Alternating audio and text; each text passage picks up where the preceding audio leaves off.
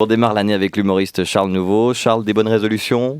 Vous avez perdu du poids, non ? Ah mais c'est vrai qu'on dirait, Jonas, et d'ailleurs vous me rappelez qu'un de ces quatre, il faut absolument que j'aille refaire le test du VIH, mais cessons de parler de mes hobbies, on ne va pas gaspiller les dernières heures du service public avec ça, j'aimerais plutôt saluer la première émission de Jonas Schneider, messieurs.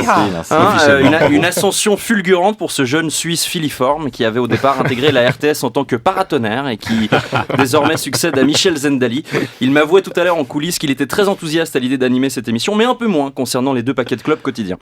Et en parlant de choses dont l'emballage était vachement plus agréable à regarder il y a quelques dizaines d'années, Catherine Deneuve, Jonas. Vous avez vu qu'on parle beaucoup d'elle cette semaine ? Bien sûr. Ouais, c'est parce qu'elle fait partie d'un groupe de femmes qui ont co-signé une tribune dans Le Monde dénonçant le puritanisme qu'elles estiment avoir constaté à la suite de l'affaire Weinstein. Alors elles sont une centaine à peu près, mais je vais comme tout le monde m'acharner sur Deneuve avec beaucoup de mauvaise foi parce que c'est la plus célèbre du lot. La citation initialement choisie comme titre par Le Monde était « Nous défendons une liberté d'importuner indispensable à la liberté sexuelle ». Chose à laquelle j'ai d'abord eu envie de répondre « Bah alors Catherine, ça fait du spa en ce moment ? Non, parce que l'autre jour en zappant je suis tombé sur un vieux film et la vie de ma mère t'était pire fraîche en noir et blanc, hein, ça te dit ? On se fait une soirée Netflix quand je remonte à Paris. Alors le film dont je parle, en l'occurrence n'est pas sur Netflix, il s'agit du bouleversant Répulsion de Roman Polanski.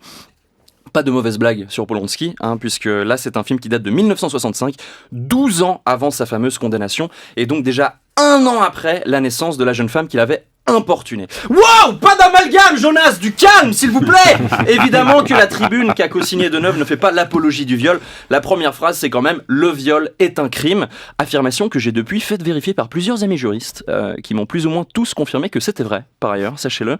C'est d'ailleurs l'un des nombreux facteurs qui en font une très mauvaise idée de cadeau d'anniversaire, si jamais. On est aussi là pour informer, après tout. Mais après ça, dans le texte, c'est vrai qu'on est dans un flou artistique vis-à-vis de ce qui constitue ou non du harcèlement, c'est délicat. Une main sur le genou, dans le train par exemple, apparemment ce serait open bar. Sans surprise, nombreux ne sont pas d'accord, mais ne jetons pas trop vite la pierre aux signataires puisqu'à la base leur intention est noble. Comme tout le monde, ce qu'elles veulent, c'est protéger les personnes qui dans notre société souffrent le plus. J'ai nommé les hommes qui veulent serrer. Et pour ça, merci.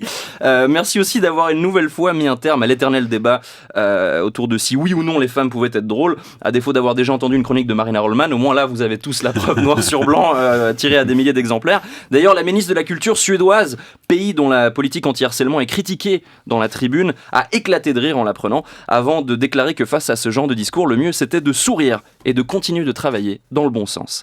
C'est marrant, elle fait l'inverse que moi, Catherine Deneuve. Vous avez vu, Jonas ? Elle démarre en faisant une carrière brillante dans le cinéma et elle finit par se lancer dans l'humour. C'est beau, c'est destin croisé. Peut-être qu'un jour, ma fille aussi, elle épousera Benjamin Biolay. Quand Catherine et ses copines expliquent « Et puis quoi encore ? On va finir par utiliser des applications smartphone pour cocher si oui ou non chacun est d'accord de participer à une expérience coïtale. » Eh ben franchement, est-ce que ce serait une si mauvaise chose que ça ? Je vous le demande. Moi je suis pour que ça existe. Je ne veux aucune ambiguïté sur le fait que la fille soit d'accord, ne serait-ce que par vanité. Déjà. Alors la tribune n'explique pas si dans son projet high-tech, Catherine envisage plus d'options que le simple consentement. Vous vous demandez sûrement chez vous, quid des boutons, tire-moi les cheveux, crache-moi dans la bouche et autres éléments basiques de la sexualité des adolescents d'aujourd'hui. Non pas que je fréquente des adolescents, Jonas, non. Il faut que je fasse gaffe, moi. Je suis pas à l'abri d'une connerie. Vous savez que manifestement ce genre de comportement affreux, ça se retrouve beaucoup chez les artistes à succès et on est tous d'accord autour de cette table pour dire que je commence à avoir le profil. Oui, vous étiez sur la scène de l'Olympia d'ailleurs, jeudi soir, scène de l'Olympia, c'est vrai ça ? Ouais, merci Jonas, ça me fait plaisir de vous entendre le dire et c'est peut-être pour ça que je vous ai demandé de l'évoquer. Vous me l'avez écrit en gras. Je dois toutefois prendre congé de vous, figurez-vous. Non pas que l'idée de se